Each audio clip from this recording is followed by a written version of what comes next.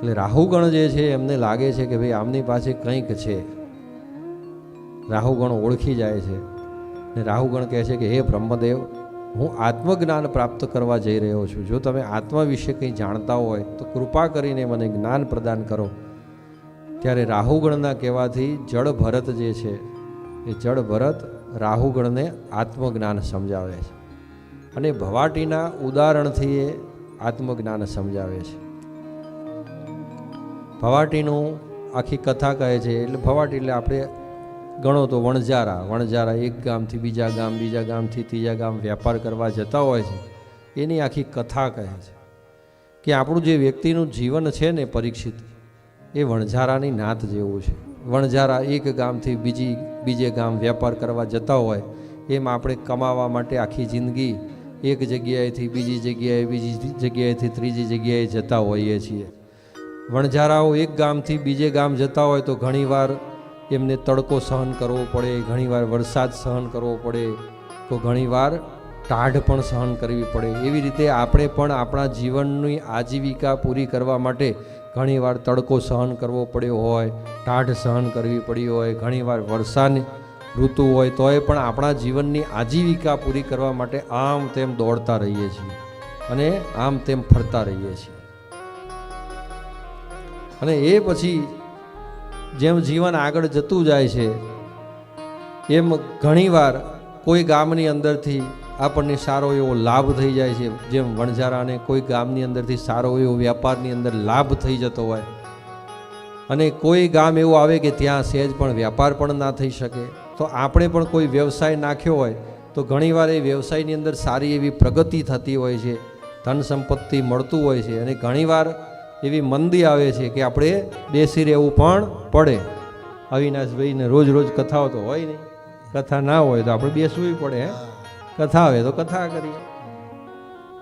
એવી રીતે દરેકનું જીવન જતું હોય છે અને એ જે જીવન એનું ચાલતું હોય છે એમાં ઘણીવાર એ વણઝારાઓ હોય છે એમને મોટા મોટા વનોની અંદરથી પસાર થઈને જવું પડતું હોય છે. તો વનોની અંદર ચોર લૂંટારાઓ આવે અને ચોર લૂંટારાઓ આવીને ચોરી પણ કરી લે છે. જે પોતાની મહેનતથી જે ધન કમાયું હોય છે એ ઘણીવાર ચોર લૂંટારાઓ લૂંટી લેતા હોય છે. તો એવું જ આપણા સંસારમાં પણ બનતું હોય છે. ખૂબ મહેનતથી ધન સંપત્તિ વૈભવ આપણે કમાવ્યું અને કોઈ સગાવાલા ઇમોશનલમાં આવી મારે આમ છે ને તેમ છે ને આ તકલીફ છે એવું કહી અને ધન સંપત્તિ આપણી પાસેથી લઈ જાય, પછી પાછું હાલવાનું નામ દે નહીં.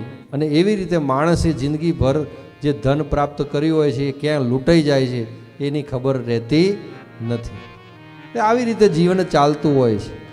કોઈ સાજું માંદું થયું અને કોઈ મૃત્યુ પામ્યું તો એ વણઝારા છે એ એમના સગાવાલાને એક ગામની અંદર અગ્નિ સંસ્કાર કરાવી ત્યાં થોડો શોક પાડે અને શોક પાડીને આગળ નીકળી જાય. છોડી મત જા મને, એટલે એવી રીતે આગળ જાય છે.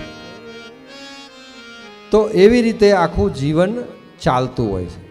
અને એ જ્યારે જીવન ચાલતું હોય છે એની અંદર આપણે પણ આપણા જીવનમાં એવું છે કે આપણે સંસાર લઈને બેઠા હોય અને સંસારની અંદર કોઈ જીવાતમાં આપણા સગા સંબંધી હોય, ભાઈ બહેન, માતા પિતા, દીકરા દીકરી, આખો સંસાર આપણો હોય. એની અંદરથી જે જીવાતમાં વહેલો મૃત્યુ પામે છે એના આપણે અગ્નિ સંસ્કાર કરાવીએ છીએ. અગ્નિ સંસ્કાર કરી એની જે વિધિ વિધાન આપણે કરાવડાવીએ છીએ અને એના પછી આપણે આપણા ગૃહસ્થ જીવનની અંદર આગળ વધી જઈએ છીએ.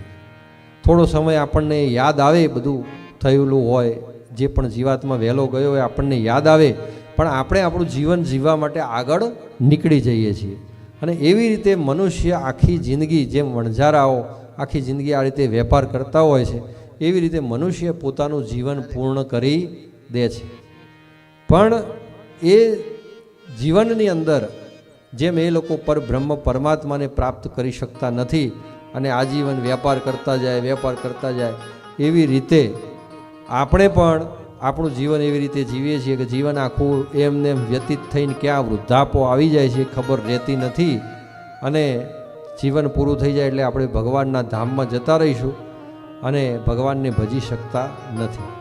માટે હે રાજન, તારે આત્મતત્વને જાણવું હોય તો જે કંઈ પણ છે એ તારા ઘટની અંદર છે અને પરબ્રહ્મ પરમાત્મા તારા ઘટની અંદર જ છે. માટે આ તને જે કંઈ પણ રાજ્ય મળ્યું છે તો ભગવાનની કૃપાથી મને મળ્યું છે અને ભગવાનની કૃપાથી હું આ રાજ્ય ચલાવી રહ્યો છું એવું મનની અંદર એક સંકલ્પ તું ધારણ કરી લે. આ જે કંઈ પણ તારું રાજ્ય છે, ધન ધાન્ય સુખ સમૃદ્ધિ પુત્ર પત્ની, આ બધું તારું કંઈ છે નહીં. આ બધું પરબ્રહ્મ પરમાત્માએ કંઈક એવા નાતાથી બધું જોડેલું છે.